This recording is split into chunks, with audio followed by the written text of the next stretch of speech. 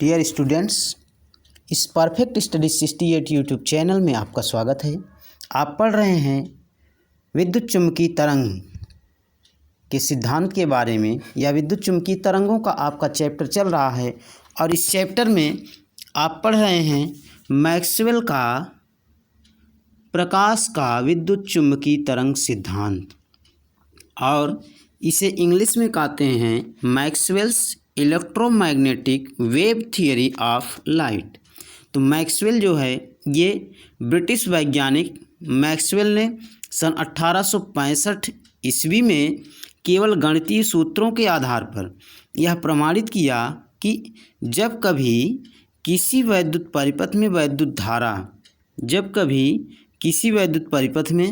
वैद्युत धारा बहुत उच्च आवृत्ति से बदलती है, अर्थात परिपथ में उच्च आवृत्ति के वैद्युत दोलन होते हैं, तो उस परिपथ में ऊर्जा तरंगों के रूप में चारों ओर को प्रसारित होने लगती है। तो देखिए, इसको आप नोट्स के रूप में बना सकते हैं। इसके आगे का टॉपिक है, इन तरंगों को विद्युत चुम्बकीय तरंगें कहते हैं। इन तरंगों को विद्युत चुम्बकीय तरंगें कहते हैं। अब यहाँ ये आपका है तरंगे हैं, इन्हीं को हम क्या कहते हैं? विद्युत चुम्बकीय तरंगे कहते हैं।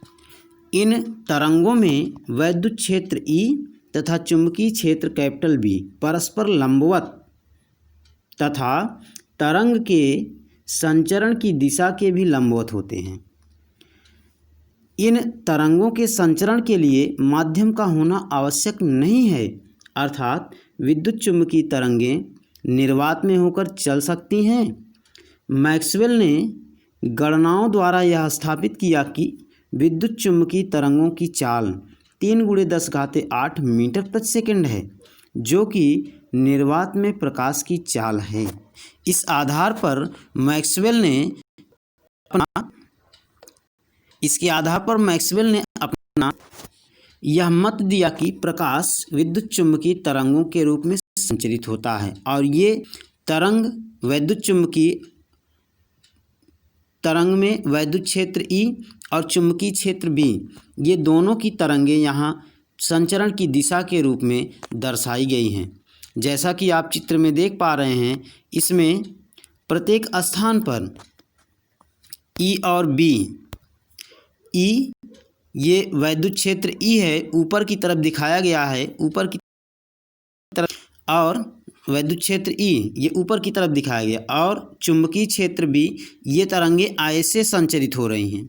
इस प्रकार से ये तरंगें आपकी इस प्रकार से संचरित हो रही हैं, ये ऐसे इस प्रकार से संचरित हो रही हैं, और जो दूसरे प्रकार की तरंग है E, वो इस प्रकार से ऐसे संचरित हो रही है, ये E है। और जो नीचे से ऊपर की तरफ संचरित हो रही है ये B है, जो ऊपर से नीचे की ओर संचरित हो रही है E है। ये वैद्युत चुम्बकीय तरंगों के लिए यह वैद्युत क्षेत्र E और चुम्बकीय क्षेत्र B के लिए तरंगों के संचरण की दिशा है, और इनका वेग जो है वेक्टर भी है।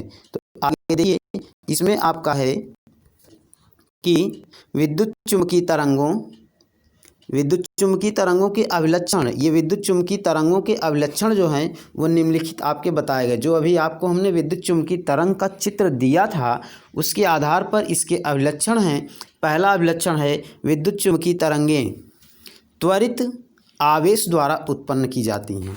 दूसरा है, इन तरंगों के संचरण के लिए किसी पदार्थिक माध्यम की आवश्यकता नहीं होती है। विद्युत चुम्बकीय तरंगें त्वरित आवेश द्वारा उत्पन्न की जाती हैं।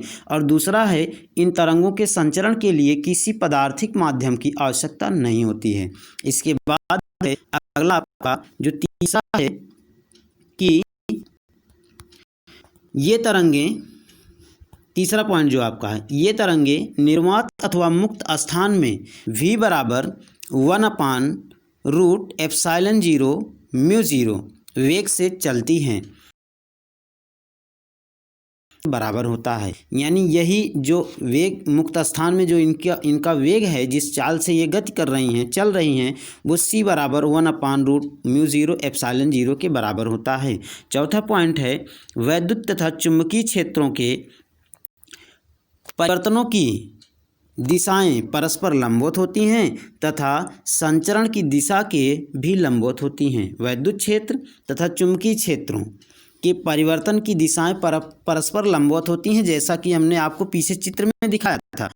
और इनमें इस प्रकार विद्युत चुम्बकीय तरंगों की प्रकृति जो होती है ये अनुप्रस्थ होती है।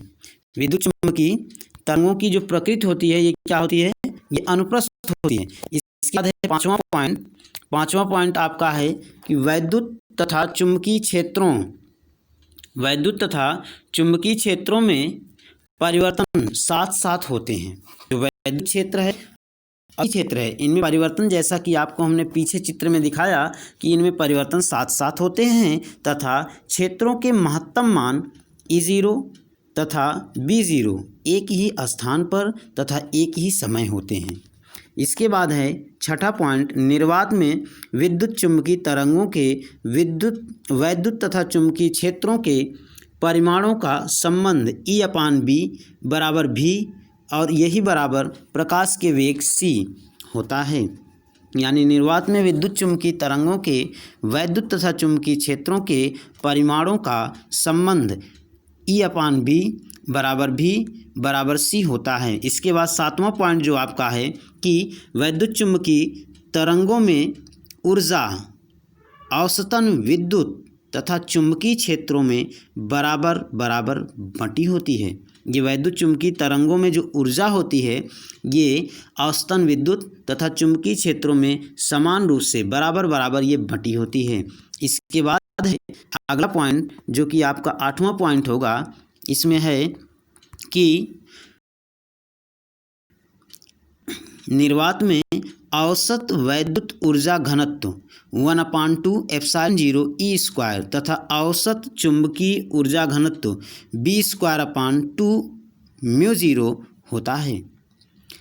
निर्वात में औसत वैद्युत ऊर्जा घनत्व ये होता है 1/2 ε0 E² तथा औसत चुंबकीय ऊर्जा घनत्व ये B²/2 μ0 के बराबर होता है। इसके बाद नौवां पॉइंट जो आपका है कि विद्युत चुम्बकीय तरंगों में प्रकाशिक प्रभाव वैद्युत क्षेत्र वेक्टर के कारण होता है। जो वैद्युत क्षेत्र वेक्टर है उसके कारण विद्युत चुम्बकीय तरंग में प्रकाश का प्रभाव या प्रकाशिक प्रभाव देखा जाता है।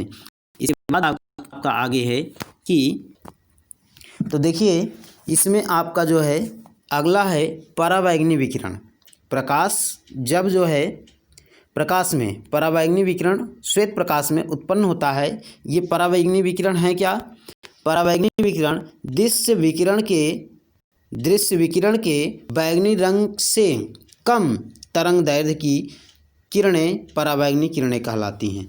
यानी दृश्य विकिरण में यदि देखा जाए तो परावैंगनी रंग के नीचे जो किरणें प्राप्त होती हैं उन्हें हम परावैंगनी किरणें कहते हैं। या परावैंगनी विकिरण जो आपका है कि जब आप किसी प्रकाश को प्रिज्म से गुजारते हैं, जैसे कोई प्रकाश है इसको हमने क्या किया, किसी प्रिज्म से गुजारा, तो प्रिज्म से गुजारने पर इनमें जो है लाल रंग के लिए डिफ्रैक्शन कुछ कम होता है और बैंगनी रंग के लिए कुछ अधिक होता है।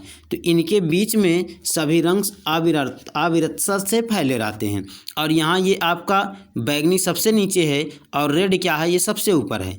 तो बैंगनी के नीचे जो प्रकाश जो है अत्यधिक प्रकाश फैला रहता है इसको हम परावैंगनी विकिरण कहते हैं बैंगनी के नीचे, और लाल रंग के ऊपर जो फैला रहता है इसको हम अवरक्त विकिरण कहते हैं। और अवरक्त किरणें क्या हैं? दृश्य विकिरण के लाल रंग से अधिक तरंग दैर्घ्य की किरणें अवरक्त किरणें कहलाती हैं। अब देखिए परावैंगनी विकिरण के लिए इसकी सीमा क्या है कि 10⁻⁻8 मीटर प्रति सेकंड से 4×10⁻⁷ मीटर प्रति सेकंड ये परावैंगनी विकिरण की सीमा है। और अवरक्त विकिरण के लिए 7.8×10⁻⁷ मीटर प्रति सेकंड से 15×10⁻³ मीटर प्रति सेकंड तक होती है। तो इस प्रकार आज आपने मैक्सवेल के वैद्युत चुम्बकीय तरंग सिद्धांत को पढ़ लिया। और इस प्रकार की प्रत्येक दिन की वीडियोस को पाने के लिए हमारे चैनल को फॉलो करें। तो आप इसका नोट्स तैयार कर लेंगे और इस प्रकार की प्रत्येक दिन की वीडियोस आपको प्राप्त होती रहेगी। आज के लिए सिर्फ इतना ही। Thank you, take care, good bye.